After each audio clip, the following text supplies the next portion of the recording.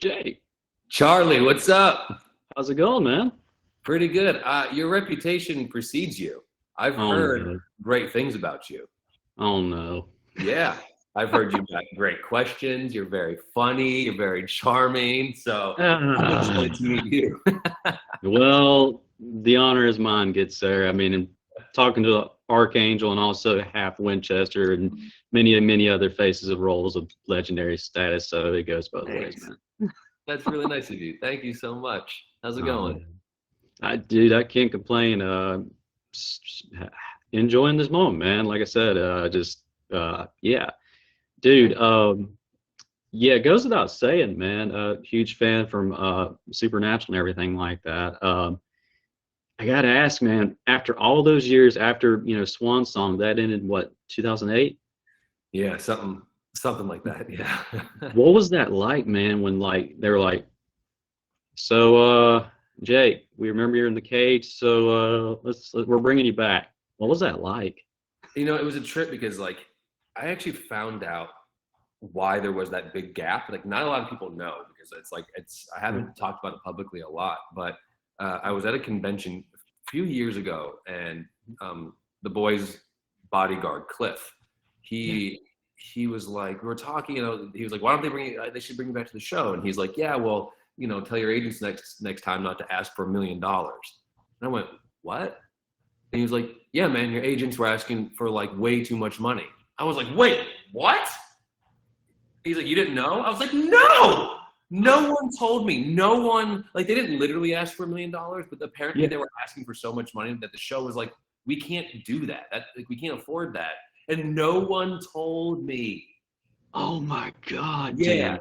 So once I figured that out and realized, I don't know who it was, but I had fired like Yeah. anyone that could have been by that point. Like I had left Yeah. them. So I called my agents now and I kind of told them what the deal was and said like, hey, just like call production, call who needs to know and tell them like, I'd love to come back and I'm not going to ask for a stupid amount of money.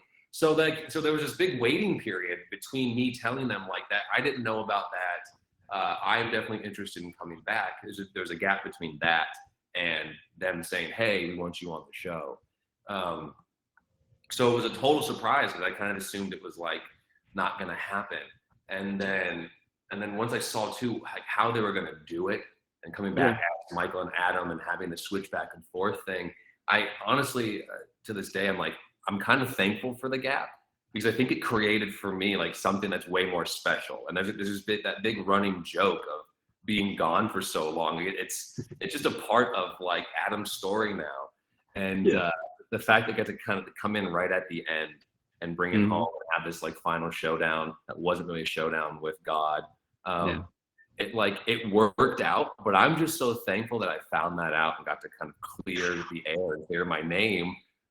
Because like how terrible is that when you don't know something's going on? Like people are making decisions for Charlie saying like Charlie wants this and you're like Charlie doesn't know any of this or agree with any of Oh. it. Oh Uh, man, dude. Bullet dodged. Yeah, it is. So, Oh long my story God. short, I was very grateful that it Yeah, worked out.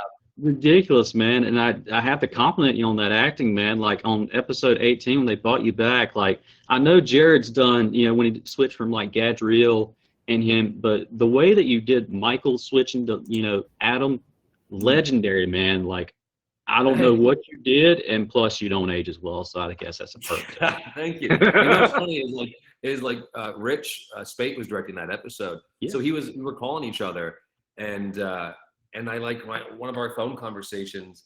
I kind of told him like, hey man, like I'm working on something that's really subtle. Like I'm working on a change between Adam and Michael that's really subtle. When I bring it to you on the day, I'll show it to you. And if you think it's not going to work, because we both didn't want to rely on like CGI, like having Mhm. something happen and like eyes glowing. We wanted to do it in camera and have it like just happen in real time. And so I told him like it's a small shift, but like I feel a difference. So I want to see if you see a difference. And I brought it to him. I kind of just showed him and like rehearsal what I was doing. And he was like, yeah, I think this is going to work. And I was like, all right, let's try it. So we really just like trusted that this subtlety was going to work. And because we both didn't want to use that effect in the eyes. And I think I don't know, brought a heart to it. It brought something that was like closer to them being really sharing a vessel. We got 10 seconds, y'all. So, I'm yeah. sorry. No. This is me. I enjoy talking about it, and I appreciate you. Oh man, it's an honor. Huge honor, but yeah. So let's take a picture, yeah? Oh yeah, man. Dude, the honor's mine, man. My God. 3, 2, 1. Perfect.